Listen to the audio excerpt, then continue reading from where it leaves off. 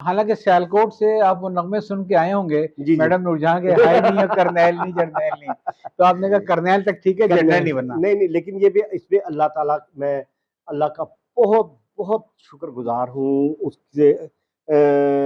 मतलब मेरे पास अल्फाज नहीं है कि मैं कैसे अल्लाह का की शुक्रगुजारी करूँ कि मैं इसमें मेजर के भी काबिल नहीं था, मैं आर्मी में जाने के भी काबिल नहीं था। मैं तो बिल्कुल एक खलंडरा सा, आम सा, बिल्कुल बहुत ही आम सा इंसान, बहुत ही मामूली सा इंसान था। जी, मेरा एक कि सवाल असल में ये है बुनियादी तौर पे कि जो हम लोग जो बाहर है, जिसने आर्मी को नहीं देखा, इत्तेफाक से सुनते हैं, देखते हैं, पढ़ते हैं, तो लगता ये है कि आर्मी के अंदर एक जैसे एक सिविलियन में होते हैं ना कि कहते हैं कि एफिशिएंसी बार, तो जो कर्नैल जो है वो समझा जाता है कि अगर कोई कर्नैल अगर हो गया तो शायद उसके फिर आगे के चांसेस बढ़ने के मौके कम होते हैं। क्या सही है? नहीं नहीं सर, ऐसा नहीं है। एक्चुअली एक सिस्टम है प्रमोशन का, उस सिस्टम के अंदर आपके कोर्सेज की ग्रेडिंग, सही है। कोर्सेज की ग्रेडिंग, और एक सिस्टम है आपकी एनुअल कॉन्फिडेंशियल रिपोर्ट्स की ग्रेडिंग। इन दोनों को कंबाइन करके एक एग्रीगेट नंबर्स बनते हैं। हम्म। उस एग्रीगेट नंबर्स के ऊपर सुपर इम्पोज करती है उस ग्रेडिंग के अंदर जो आपने कोर्सेज किए रिकमेंडेशन, और उसको भी सुपर इम्पोज करता है आपका डिसिप्लिन। तो आप ये समझे कि मेरी ग्रेडिंग और रिकमेंडेशन का इशू था। हम्म। सिर्फ जो मेरी ग्रेडिंग स्टाफ कोर्स की थी उसकी, और उसके अंदर जो रिकमेंडेशन थी उसका हम्म। एक इशू था। वो एक बहुत बड़ा किस्सा है, और वो ऑफ ऑफ ऑफ टाइम में मैं आपको कभी डिस्कस करूंगा, कब हम मिलेंगे तो तो। मतलब ये कि जो हमारा एक तासुर एक आम है, टू बी वेरी फ्रैंक, के आर्मी के अंदर बहुत अच्छे लोग बड़ी मेहनत से काम लेते हैं, जी लेकिन एक खास लेवल से ऊपर जब जाना होता है तो वहाँ पे, आपने तो बड़ी मासूमियत से कह दिया, मैं सोचता हूँ वहाँ पे पीआर भी काम करती है, एक मार्शल रेस से ताल्लुक भी काम रखता है। मेरा तासुर तो ये है। नहीं, ऐसा नहीं, ऐसा नहीं है। ऐसा नहीं है। हाँ। मेरा ख्याल है कि ब्रिगेडियर मेजर जनरल तक तो जो है ना वो सर सारा चीज़ें एक सिस्टम के हिसाब से चल रही हैं। हम्म।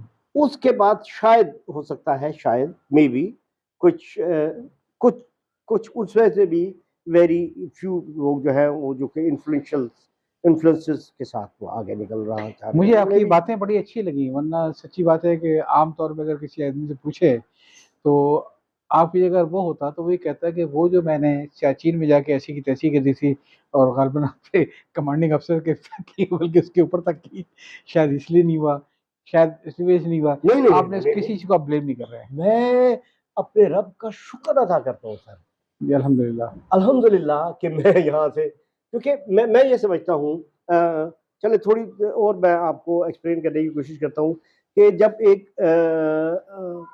एक आर्मी ऑफिसर जनरल बनता है तो उसकी एक हफ्ते 4 वीक्स की ट्रेनिंग होती है। मैंने वो ट्रेनिंग तो नहीं की, हम्म। लेकिन मैंने बहुत सारे ऐसे लोगों को देखा है कि जो उस ट्रेनिंग से पहले उनका ज़िंदगी गुज़ारने का तरीका, बात करने का तरीका, attitude, concept towards the life, लोगों के साथ ट्रीटमेंट, उसमें उस ट्रेनिंग के बाद में एक बहुत फ़र्क आ जाता है। पॉजिटिव और नेगेटिव? Negative, negative. मैं मुझे नेगेटिव लगा। हाँ नहीं, सही, वो हर मुझे आदमी के मैं अपने, अपनी जी जी। अपनी राय में बताता हूँ, मुझे पॉज़िटिव भी हाँ, होता होगा कि मतलब वो आपके मिजाज का नहीं कंपल्शन, था। हाँ। हाँ, वो मेरा ख़्याल है कि ये जॉब की या अपॉइंटमेंट की कंपल्शन की वजह से they have to change their self, जैसे अब तो खैर वेलकम। माहौल, अब तो तो खैर मुझे लगता था कि मैं नहीं चेंज कर अब तो सकता। ये माहौल वो रहा नहीं है भुट्टो साहब के जमाने के बाद से। अगर उससे पहले आपको याद होगा कि जैसे कि मेस के अंदर शराब की पार्टीज वो बड़ी आम हमने थी नहीं हैं। देखी। अब किसी को अच्छा लगता हो, किसी को बुरा लगता हो, जी, but that was a fact of life. Yes, ठीक है ना, ये क्या है, जिसमें आपकी बेगमां जो है वो जनरल की बेगमां के साथ वो पार्टी में शरीक होती है नहीं होती जी, हैं, तो वो तो एक दौर था जी, जो मैं भी समझता हूँ कि काफी हद तक वो सफाई हो चुकी है। अब जी, वो दौर बिल्कुल नहीं औरत और है। शराब जो है अब इस वक्त आर्मी के अंदर आगे बढ़ने का रास्ता नहीं है, ये तो मैं भी समझता हूँ नहीं, जी, इसको भी। बिल्कुल ठीक है। नहीं। और आपकी पोस्टिंग रही है आर्मी वेलफेयर ट्रस्ट में भी, और आपकी पोस्टिंग रही है। पोस्टिंग नहीं सर, मैं अब थोड़ा-सा आपको सबसे अपनी ज़िंदगी की सबसे मुश्किल पोस्टिंग, जब मैं लेफ्टिनेंट कर्नल बना, तो मेरी पोस्टिंग हुई लीपा में, अच्छा, लीपा की बात है। 2005 में। अच्छा। मैंने अपनी ज़िंदगी के 28 साल मैंने आर्मी में गुज़ारे और उन 28 साल में 14 से 15 साल मेरे जो है वो पहाड़ों पर है, क्या बात है! पहाड़ों पर। और मैं मई या मार्च में, अप्रैल मई में मैं पोस्ट हो गया था। मैंने आधी प्रोफ़ेशनल लाइफ़ तो आपने बिल्कुल पहाड़ों पे गुज़ार दी। ज़्यादा, जी, मोर दैन। जी। तो वहाँ पर जब मेरी पोस्टिंग हुई तो मैंने लेफ्टिनेंट कर्नल बना, मैंने रैंक लगाया और 8 अक्टूबर 2005 को ज़लज़ला आया। कश्मीर का ज़िला। मैं वहीं था। अच्छा, आप वहीं पे थे। मैं रमज़ान का दूसरा, चौथा या 5वां जी, जी, जी। था, सैटरडे को 8 अक्टूबर सैटरडे था और फ्राइडे को मेरा एक लेक्चर था रावलाकोट में। हुँ, तो थर्सडे की इवनिंग को मैं मुज़फ़्फ़राबाद आया और रोज़ा रख के मैंने कहा यार चलें हम, तुम भी चलो रावलाकोट चलते हैं। हुँ। तुम देख लो कि रावलाकोट में वहाँ पर मैस है, बड़ा ज़बरदस्त किस्म का, गाड़ी में हम जाएँगे। तो साथ में सुबिया याज़ को भी ले चलते हैं, ये भी आए हुए थे। तो इसने कहा यार रोज़ा है, मैस के रोज़े मुझे नहीं, इफ्तारियाँ मुझे नहीं पता, मैं इधर पहले तैयार हुई, फिर ये भी शुक्र है कि हमारा था कि आगे फिर जुम्मा, हफ्ता, इतवार 2 दिन और छुट्टी लेंगे तो हम रावलाकोट के आगे पीछे सारे इलाके घूम फिर लेंगे। तो उसने कहा रमज़ान में क्या घूमना, रमज़ान के बाद चलेंगे। मैंने कहा हाँ, चलो सही है जी।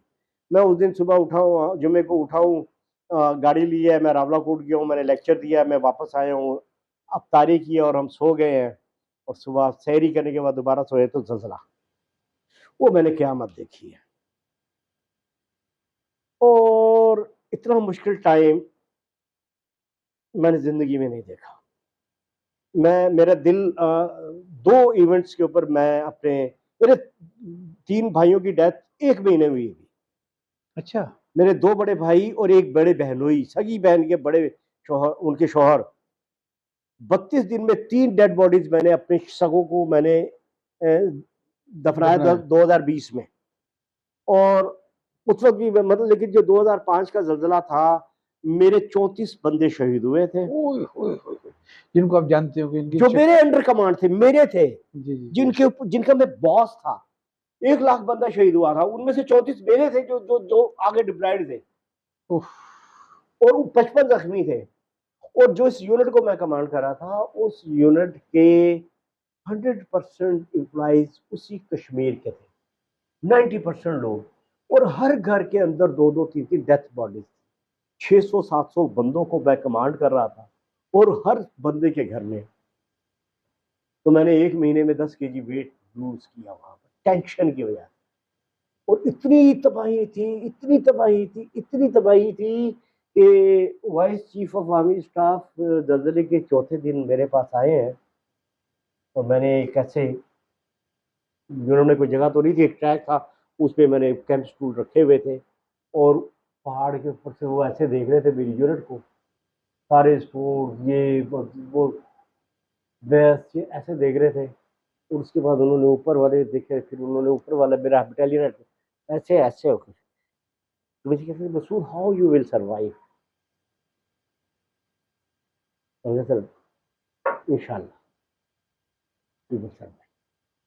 कोई सड़क नहीं थी जो कि मेरी मदद के लिए, कोई एक हेलीकॉप्टर, 10-12 हेलीकॉप्टर थे उन दिनों में, क्योंकि पूरे कश्मीर को देख रहे थे। मेरी यूनिट तो इतना 8 किलोमीटर का फासला था, हज़ारों किलोमीटर के एरिए में मरबा में उसमें वो थे, तो कोई उम्मीद नहीं थी कि मुझे कोई आकर हेल्प आउट करेगा।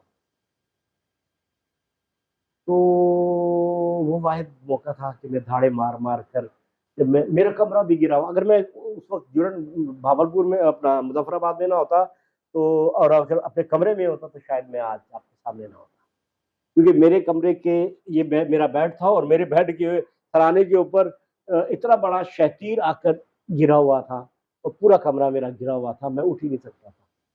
तो मेरा एक मेजर भी शहीद हुआ था उसके अंदर। अ, वो एक बहुत मुश्किल टाइम था। आपने कहा इतना ये। मुश्किल टाइम था कि ना मैं सो सकता था।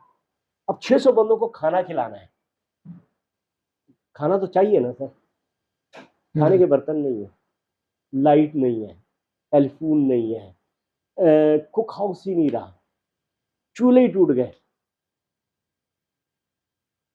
पूरा स्टोर गिर गया। यूनिटों सारे मेरे कोई 600 से ज़्यादा, 695 या 696 मुख्तलिफ किस्म की बिल्डिंग या बंकर्स या कमरे या रूम या स्टोर या सारा, उनकी तादाद टोटल 600 थी। उनमें से 6 बचे थे। 600 में 6 बचे।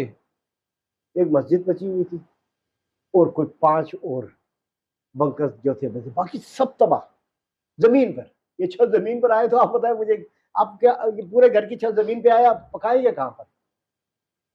तो वो टाइम ऐसा था कि अच्छा, मैं समझता हूँ कि उस वक्त जो लोग कम जख्मी हुए होंगे या महफूज रहे होंगे, तो आपने कहा कि 90% लोग तो उसी लोकेलिटी के थे, जी तो उनके तो हर घर में जनाजे हर होंगे, घर में जनाजे थे। इनको वो भी मसला था और उनको ये भी था, यकीन रेस्क्यू ऑपरेशन में लोग 150 बंदा मेरा तो अपने घर से वापस वो चला गया यूनिट छोड़ के अपने घरों में, जिनको पता चला कि मेरा बाप भी मर गया, मेरी माँ भी मर गई, मेरा भाई भी मर गया, मेरा कुछ भी नहीं बचा, मेरे जानवर भी मर गए, मेरे घर में कोई नहीं बचा, तो वो क्या करेगा यहाँ? उन लोगों को क्या कर सकते थे? तो वो टाइम मैंने बड़ा मुश्किल गुजारा और उसके अंदर से मैंने, अल्लाह ने मुझे कामयाब किया। कैसे बहाली हुई फिर वहाँ पे अपने, अगर आप यूनिट की बात करें? मैंने हमने 24 घंटे की एक साइकिल चला दिया। मैंने कहा सबसे पहले ऑफिसर्स को बुलाया, मैं गया हूँ, मैं मुजफ्फराबाद था, तो जो डेड बॉडीज वहाँ पर कुछ मुजफ्फराबाद में 4 थी, कुछ सुरूपा में थी, वहाँ पर 4-8 तो कोई 18 डेड बॉडीज जो थी वो 22 डेड बॉडीज जो थी बटालियन हेडक्वार्टर पे थी और वो लेकर बैठे हुए थे दूसरा दिन तक। अगले दिन जो जीओसी से मैंने कहा सर सब सब यूनिटों की मालूमात आ गई हैं कि किसके, मेरी यूनिट का तो कुछ नहीं पता, इसका मतलब कोई जिंदा नहीं बचा वहां पर। 24 घंटे हो गए हैं सर जजरी को आए हुए, 25-26 घंटे हो गए हैं, हर यूनिट की डिटेल्स आ गई, 6-5 मेरी यूनिट की कोई डिटेल नहीं है। तो जनरल खालिद तो उन्होंने कहा हाँ, और अब 4-5-6-8 हेली, 4-5-6 हेली नेक्स्ट डे आ चुके हुए थे, 7-8। उन्होंने कहा यार ये हेली इस कर्नल को उठाओ और इसको इसकी यूनिट के करीब, उन्होंने कहा जी सर इसकी यूनिट के करीब तो कोई जगह ही नहीं है लैंड करने की, तो उन्होंने कहा 17 किलोमीटर दूर एक जगह पर उतार दो उसको। तो मैं शानी को नहीं बताया था, शानी मिसबा को मैं सड़क के ऊपर छोड़कर, सिर्फ एक गाड़ी थी हमारी बाहर खड़ी हुई, हमारे घर बिल्कुल बड़ी बड़ी जरा सलामत रहा, ना मुझे कुछ हुआ, ना शानी को कुछ हुआ, ना हमारे मेहमानों को कुछ हुआ। हमारे गिलास में ये दो, मेरे घर में 2 गिलास ये टूटे थे और जल्जले की शिद्दत ऐसी थी कि मैं और मिसबा लेटे हुए थे, मेरी बेटी, मैं उसको ऐसे उठा के उठ रहा था और मैं गिर जाता था, जमीन यूं हिल रही थी, यूं हिल रही थी, और ये पंखा इतना ही लंबा था और ये छत से ऐसे ठक ठक छत से टकरा रहा था और टीवी ट्रॉली मेरे कमरे में ऐसे मूव हो रही थी, ऐसे मूव हो रही। ये हम बात कर रहे हैं 5 अक्टूबर 2007, 5 अक्टूबर की जी। वो फिर बहरहाल अगले दिन मुझे मेरे उन्होंने यूनिट पे भेज दिया। मैं हेली से मैंने कहा सर मैं तो अपनी यूनिट, मुझे आप कोई बताएं या तो मुझे। तो उन्होंने कहा जी इसकी यूनिट की कोई खबर नहीं है। मैंने कहा इसका मतलब है सर सारे 600 बंदे शहीद हो गए जो खबर नहीं है। तो जीओसी के ऐसे काम कर रहे थे, कहा यार ये सीओ परेशान है, इसको इसकी यूनिट के करीब। उन्होंने कहा सर हम आपको इसको ना वो लिपा वैली में उतार देंगे। वो लिपा वैली से 17 किलोमीटर दूर, फिर मैं इन्होंने मुझे शाम दोपहर को 3, साढ़े 3, 4 बजे उठाया, रोजे से था मैं चलता चलता यूनिट पे पहुंचा हूँ तो रात के 8 बज गए। पहाड़ी इलाकों में 17 किलोमीटर चलना, ऊपर चढ़ाई उतर चल, तो मैं और जब कितना बड़ा वहाँ पे इतना अंधेरा, खूब अंधेरे, टार्चे ली हुई, टार्चे पकड़ी हुई हैं, गांव के 1-2 बंदे और भी मिल गए, खर साहब आ गए, खर साहब आ गए। तो मैंने पूछा कहाँ आवाजें दी, यूनिट पे पहुंच के कोई उधर रो रहा है, कोई उधर रो रहा है। तो मैंने कहा कहाँ है टूआईसी? उन्होंने कहा सर वो ऊपर जो है ना उधर एक टेंट लगाया है, वहां पर वो सारे अफसर वहां पर है। बहरहाल मैं वहां पर गया, मैंने टेंट का, मैंने कहा शौकत नाम था, मैंने कहा शौकत कौन है? मैंने कहा सीओ करण साहब। क्या कर्नल आ गया इस वक्त? मैंने कहा यार शौकत कर्नल मसूद हूँ बेटा, क्या हाल है? और फिर उसने मुझे उसी टोन में, मैं उसके करीब गया और मैंने उसको ऐसे जोड़ा, मैंने कहा उठ खड़ा हो यार, क्या हो गया शौकत? वो मेरे गले लगकर सर इतनी धाड़े मार मार कर रोए कि सर सब तबाह हो गया, वो भी शहीद हो गया, वो भी शहीद हो गया।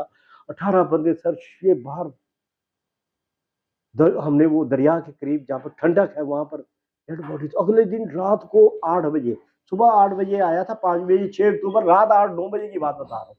मैंने कहा क्या किया, इनको दफनाया नहीं? सर हमारे पास कोई ऑर्डर नहीं, हमारे को कोई पूछने वाला नहीं, हमें किसी ने पूछा नहीं। ये इतने डरना पे मेजर साहब शहीद हुए, उधर 6 डेड बॉडीज उधर है, फलां जितनी डेड बॉडीज उस कब्री पे है, फलां। मैंने कहा अच्छा अच्छा चलो यार आते हैं बैठते हैं। रोए जाए धाड़े मार मार मार धाड़े मार, जैसे बहुत चीख के आप मैं आपको बता नहीं पा रहा। मैंने कहा अच्छा चलो बाकी अफसर कहाँ है, ये है वो, उसको तसल्ली दी, ये किया वो किया। तसल्ली देने के बाद हम बैठे। मैंने कहा यार सूबेदारों को भी बुला लो सारों को। मैंने कहा सबसे पहले तो यह है कि फजर की नमाज पे इसके साथ ही ये जितने भी शहीद हुए इनको अमानतन दफना दें। तो मैंने कहा ये ऑर्डर तो भी थे, ये भी खैर जब मैं था तो उसकी भी एक अलग कहानी है, छोड़े शो बहुत लंबा हो जाएगा, बहुत सारी चीजें हैं। तो कहने लगे सर हमारे पास कॉफिन बॉक्सेस ही नहीं है, हमारा तो दफनाएंगे तो कॉफिन बॉक्सेस पे। मैंने कहा यार हमारी सारी जितनी भी कंस्ट्रक्शन है सारे मेरे ऑफिस लकड़ी के बने हुए थे, प्लैंक्स इतने इतने मैंने कहा इतनी लकड़ी तो तुम्हारे पास पड़ी हुई है, 100 कॉफिन बॉक्सेस मैं तुम्हें तैयार करा दूंगा। तो एक सूबेदार बोला कि सर कील नहीं है, लकड़ी तो है, कील कहाँ से लाएंगे? मैंने कहा अच्छा कील नहीं है, आओ मेरे पास आओ। मैंने कहा हथौड़ी है? मैंने आरपी हवालदार को बोला, मैंने कहा यार हथौड़ियाँ कितनी है? कहते सर पता नहीं अभी ढूंढते। मैंने कहा अभी से पूरे गांव में चले जाओ, बंदों को भेजो, सारी हथौड़ियाँ ले आओ, आरे ले आओ। और मैंने फिर गया ना उनको जो हमारे ऑफिस है वो किलो से ठुके, मैंने वो हथौड़ी डाली और कील निकाला, 1 2। मैंने कहा ये मैंने आपको 2 मिनट में 10 कील निकाल दिए, 1 मिनट में 10 कील निकाल दिए। 4 बंदे लगाओ हथौड़ियों से सारे कील निकाल लो, सारे कील जो ठोके हुए ना सब तोड़ दो, जो खड़ा भी हुआ है ना उससे भी कील निकाल। कील मिल गए? कहते सर कफन नहीं है। मैंने कहा यार मेरे कमरे का क्या हालत है? कहते सर गिरा हुआ है। मैंने कहा मेरे कमरे में 2 सफेद चादरें हैं मेरी, धुली हुई पड़ी हुई है मेरे बक्से में, 2 या 3 है, वो तीनों ले आओ। मैंने कहा इमारत में दफना रहे हैं, कम से कम चादर। और तुम्हारे पास कितनी है? सर मेरे पास भी एक है। तुम्हारे पास कितनी है? सर मेरे पास भी है। तुम्हारे पास कितनी? निकालो सारी। मैंने कहा मस्जिद में कोई पड़ी हुई है? मैस में, फलां में, सूबेदारों के मैस में, ओआर के मैस में, हमारे मैस में, कफन भी हो गया। वो सुबह फजर के वक्त हमने नमाज जनाजा पढ़ाई है और रातों रात उनकी कब्रें भी तैयार हुई हैं। अगले दिन सुबह मतलब उनको मैंने दफनाया। आपने तो अजीब व गरीब कहानी सुनाई है मुझे इस वक्त, सर बहुत ही अजीब व गरीब कहानी सुनाई है आपने मुझे ये। मैं ये कह रहा हूँ अभी इसके अंदर मैं इतनी अपने जज्बात पे बड़ी मुश्किल से काबू पा रहा हूँ। सर मैं आप ये करें कि मैंने 600-650 बंदा था मेरे यूनिट का, सबको मैंने गले लगाया, सब चीखे मार मार कर रोए। मैं उनको तसल्ली देता रहा। और जब रात के 12-1-2 बजे मैं अकेला होता था, मैं जैसे रोता था तो सोच नहीं सकता। वो ऐसा टाइम यार मैंने ये 5 बार जो भी मेरी वालदा जब इस दुनिया से गई है ना, अभी तक मैं स्टेबल नहीं हूँ। ये 2 दुख ऐसे हैं, ये ऐसा टाइम था कि मैंने बहुत मुश्किल था। यूनिट के 600 आदमियों को गले से तसल्ली लगा और के सब ठाड़े मार के रोए और मैं उनको तसल्ली देता रहा, अल्लाह बेहतर करेगा बेटा, मैं हूँ, हम आ गए, हम सब मिलकर काम करेंगे, अल्लाह देगा, हिम्मत देगा। हमने राउंड द क्लॉक सारी मैंने लकड़ी के सैकड़ों दरख्त गिरे हुए थे, सैकड़ों दरख्त नालों के अंदर यूनिटों में आगे पीछे दाएं बाएं गिरे हुए थे। उनको मैंने मेरे पास केरोसिन ऑयल पेट्रोल मट्टी का तेल बहुत होता था जी, फालतू बड़ा होता था ना, एक्स्ट्रा होता था। तो वो मैंने मजदूरी के तौर पे जो है ना लोगों को, सिविल लोगों को, उधर सर्दी थी लोग बटी, तो मैं उनको कहता था ये दरख्त के तख्ते बनाओ और मुझसे मिट्टी का तेल ले जाओ। तो मिट्टी मतलब एक 24 घंटे में पहाड़ लग गया हमारे पास। और उसके बाद जितने भी मजदूर थे वहां पर गांव में लिपा के अंदर, उनको मैंने सबको बुलाया, उनको आटा, चीनी, दाल, मिट्टी का तेल देकर मैं कमरे तैयार। सबसे पहले मैंने कहा सिपाही का कमरा बनेगा, स्वीपर का और सिपाही का कमरा बनेगा। उसके बाद लास्टाई की अकोमोडेशन, उसके बाद नाई की अकोमोडेशन, उसके बाद हवालदार की अकोमोडेशन, ओ माय फिर गॉड, सूबेदार की अकोमोडेशन, ओ फिर और माय गॉड। सबसे आखिर में सीओ की अकोमोडेशन। आप यकीन मानेंगे 5 अक्टूबर को ये काम मतलब जल्जला आया और ये काम हमने 8 अक्टूबर, 9, 10, 11 अक्टूबर के बाद से मैंने कहा ये रोटेशन बनाई। हमारे पास अपना हाइडल था, उसके ऊपर काम किया। हाइडल मैंने कहा किसी तरीके से यार कोई सी तू हाइडल, अगले दिन तेरा काम ये इस हाइडल को ठीक करवाना। कहते सर मैं कराऊंगा। खुश हो मतलब एक डायरेक्शन नहीं ना, डायरेक्शन लोग बैठे हुए थे, जब डायरेक्शन मिल गई वो गया आरपी हवालदार के साथ गया। और यकीन माने शाम को 3 बजे मुझे आकर सर हाइडल ठीक हो गया, शाम को लाइट हो गई। पूरे लिपा में लाइट नहीं थी और मैं शेर गली, उस इलाके का नाम था जहां पर मैं था, शेर गली में लाइट थी। गांव वालों को भी थोड़ी बहुत लाइट दे दी जो हमारे पास एक्स्ट्रा थी, ताकि वो वहां पर जो करीब वाले घर थे। और उस लाइट की वजह से हमने 24 घंटे काम किया। और 31 दिसंबर को स्नोफॉल शुरू हुई है और 31 दिसंबर की शाम को मेरा कमरा इतना तैयार हो गया था कि मैं उस कमरे में जाकर, उससे पहले सब लोग अपनी अपनी अकोमोडेशन में, लोग तो पहले में प्रोटेक्ट हो जाए ना सर। इतनी बर्फ पड़ती है, 20 फुट बर्फ पड़ती है सर। मुझे कुछ कहने की ज़रूरत तो नहीं है, ज़ाहिर है कि मैं बहुत कम इंटरव्यू में जज्बाती होता हूँ, जो आज मैं इतना जज्बाती हुआ हूँ, लेकिन इसमें जो हमें सबक मिलता है वो सिर्फ यही है कि टीम लीडर का असल किरदार क्या है। अपना कमरा बाद में बनवाया, पहले जो यूनिट के जितने स्वीपर थे, सिपाही थे, ये थे, वो थे, सिर्फ उनका ख्याल किया। और यकीन करें कि मैं आपको बता नहीं सकता हूँ कि मेरे अंदर से क्या कैफियत हुई है जब मैंने बताया कि अपनी यूनिट के 600 लोगों को गले से लगाया। वो धाड़े मार मार के रोते रहे और ये सुकून से तसल्ली देते रहे, और जब तन्हा हो गए तो खुद धाड़े मार मार के रोते रहे। ये ज़िंदगी के वो रुख हैं, अल्लाह ऐसी आजमाइश में न डाले।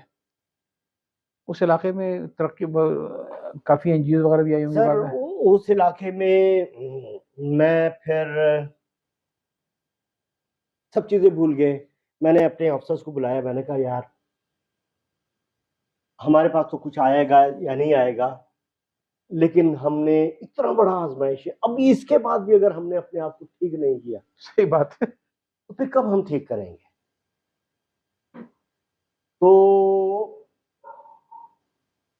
हमने अपने आप को बहाल कर लिया।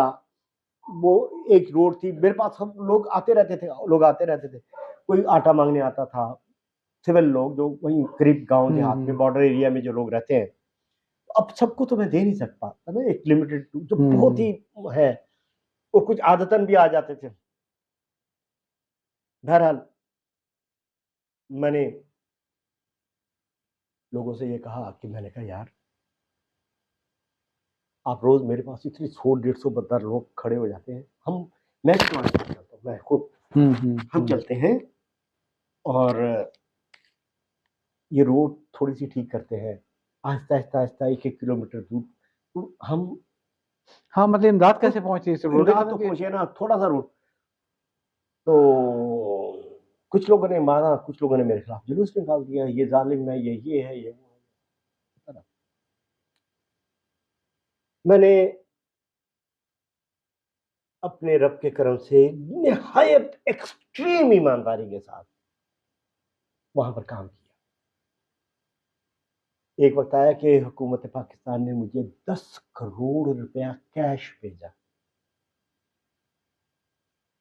और अल्हम्दुलिल्लाह by the grace of my Allah, अल्लाह ने मुझे मेरे टीम को इतनी तौफीक दी। जितने भी मेरे पास उस वो टीम से मैंने नहीं बांटना था, पूरी एक टीम थी जिसमें फौजी भी थे, जिसमें सिविल एडमिनिस्ट्रेशन के लोग में थे, जिसमें मकामी देहात की काउंसिल के लोग भी एक टीम थी और उन्होंने हमने पूरा सर्वे किया, आइडेंटिफाई किया कि कितनी यहाँ पर शहादतें हुई हैं, कितने लोग जख्मी हैं जिनको माली इमदाद मिलेगी और कितने लोगों को के घर तबाह हुए हैं कि जिनको माली। तो वो जब उसका पैसा हमने लिस्टें बनाई तो वो 10 करोड़ बनता था, तो हमें 10 करोड़ मिल गया और मैंने निहायत ईमानदारी से वो 10 करोड़ रुपया, एक पैसा क्या, मैंने अपने और मैं अपने समझ सकता यूनिट पर हराम किया, जबकि वहां पर हूँ। यूनिट पे भी हराम किया। यूनिट में भी हराम किया और सबने इस बात को अप्रिशिएट किया। जबकि साथ वाली इर्द गिर्द की यूनिट में किसी के पास 2 करोड़ आया, किसी के पास 1 करोड़, उन्होंने उसमें से कुछ अमाउंट वो हर किस्म के जाली लोग होते लिस्टें बनाकर अपनी